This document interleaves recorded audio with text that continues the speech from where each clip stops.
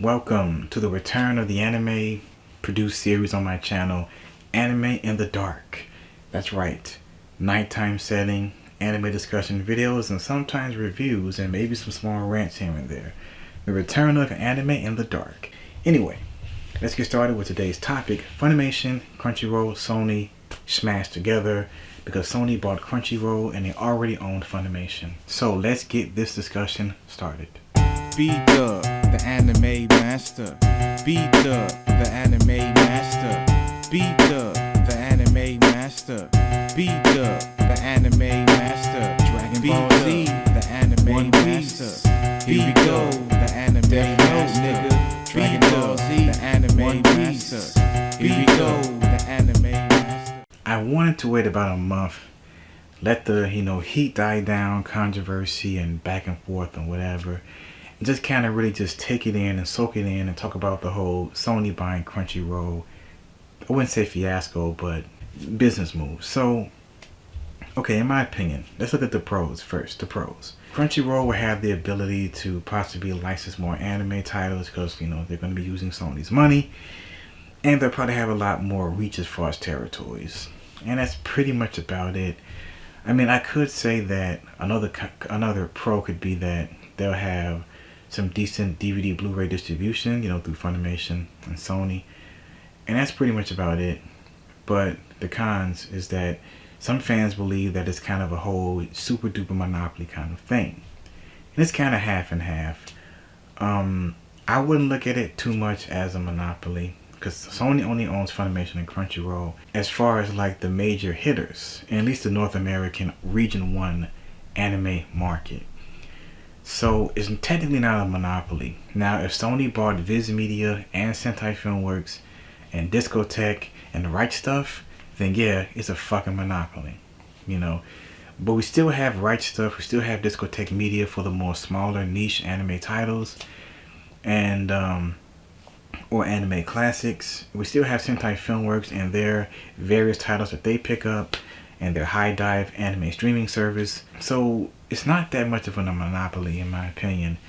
Yes, you could say that Sony bought the two heavy hitters in the North American Region 1 market, and you would think that, damn, they got the heavy hitters now. No other anime companies, such as the smaller companies, will have the money to compete or have bidding wars for various anime titles, which can be kind of crappy, because competition is good when you're in the business and when you're in the industry. And if you pretty much have all the money, Funimation, Crunchyroll, Sony, they can just snatch up anything they want. But there also is a heavy hitter that hasn't been bought by anybody yet, Viz Media. So Viz Media is still a pretty good heavy hitter. Viz Media spent a shit ton of money on Hunter x Hunter 2011. So they still have, some power in my opinion. So it's not like, there's no more like big companies. Now that Funimation's absorbed by Sony and fucking, they have Crunchyroll. So, I mean, when you really think about it, this was going to happen eventually, that somebody was going to buy Crunchyroll, because it was already being shopped around about a year ago. And it happened. Now, I don't feel like there's going to be any major changes. Like, they're not going to change like the interface or the website or the player, the video player, or how Crunchyroll business practices is done as far as their subtitling and English dub scripts and etc. The only thing that I feel will probably stop, is that Crunchyroll will probably handle a lot of their subtitles and stuff in-house. But when it comes to their dubs, they might just ship that over to Funimation. Now, I don't mind Funimation dubs. Most Funimation dubs are, pretty standard and pretty decent. And I do like Crunchyroll's variety that they had in the past when it came to their English dubs. They usually farm out their dubs to Bang Zoom or Sound Cadence, which uses a lot of Funimation regulars anyway. But I did like how they experimented sometimes, like with the Gintama Season 3 dub or Series 3 dub. They shipped out to Ocean Studios in Vancouver, Canada. That was pretty awesome. And I know that had to be expensive for them to just ship that out like that. Whoever made that decision deserves a fucking cookie, because that was great. Because you don't really hear too many Vancouver anime dubs like at all these days. At least as far as like major titles. I know they're still dubbing like Card Fight Vanguard stuff and Zoids and what else? World Trigger, I think. So they're only dubbing a few titles out there in Vancouver, or out there in Toronto, or what's the other studio? And what's the other? Blue Water Studios, Ocean Blue Water, all those Canadian dub studios.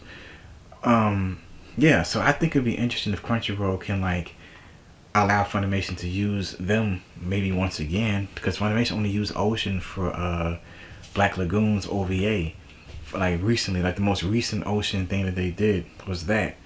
So that'd be interesting if they can farm out some dubs over there in Vancouver, like regular dubs. I know it would probably be kind of difficult and expensive to do a simul dub exclusively out there in Toronto. You know, that's gonna be, oh man, expensive as shit.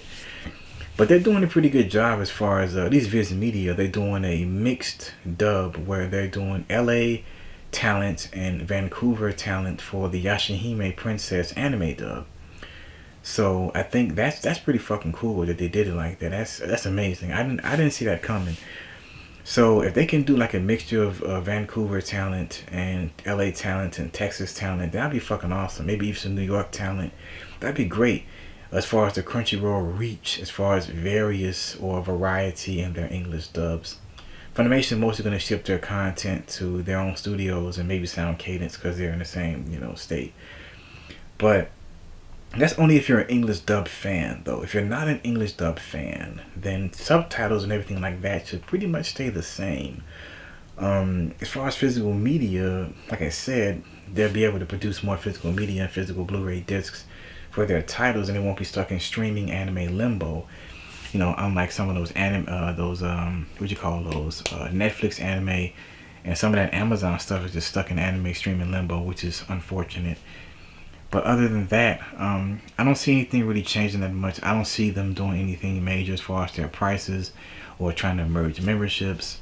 They may come up with some interesting things here down the line. It's only been about a month since they made the announcement and bought Crunchyroll. So we're just going to have to wait and see what Sony actually does. I do hope that they don't try to, make Crunchyroll horrible. And I don't think they will. I think they're going to be doing a pretty good job. Nothing major really happened with Funimation besides them getting some Aniplex stuff. No major changes, at least in my opinion, as far as Sony owning Funimation. So I don't see this too much as a bad thing. I'm going to look at it with a wait and see attitude, and we're just gonna have to just see what they really do with this. I'm gonna give them 6 months to do anything really out of the ordinary or interesting. We'll just have to wait and see. But overall, I know fans flipped their shit. Some fans didn't give a shit, and some fans were like, whatever. But in my opinion, I'm kind of like, it is what it is. It's the business. I just hope that it doesn't really affect us as consumers that much as far as making this move. But overall, yeah, just gotta wait and see, like I said. So let me know your thoughts in the comment section below. What are your thoughts on Sony buying Crunchyroll? It's been some time since it's been announced. Have you calmed down a bit? Do you think it's, think it was a rational business decision? Do you think it was stupid? Do you just hate it altogether? Just let me know in the comment section below, and we'll get to discussing. So check out my Facebook fan page. Leave a like for the Facebook fan page and leave a like for this YouTube video as well. Also follow me on Twitter. Links are in the description. Also subscribe to the channel and make sure you hit that bell notification so that you can be updated on any new and brand new BDUBTheAnimeMaster video content. Because I'm back, y'all. Anime in the Dark. Nice setting here. Anime in the Dark will be coming out probably every 2 weeks or so. And more anime pickup videos, Blu-ray reviews, and I'm going to try to get back into the streaming shit too, video game streaming. Probably Crash Bandicoot 4 and some other PS4 titles. I don't have a PS5 just yet, but I will soon. So anyway, that's about it. Yeah, I'm BDUB, the Anime Master. Peace.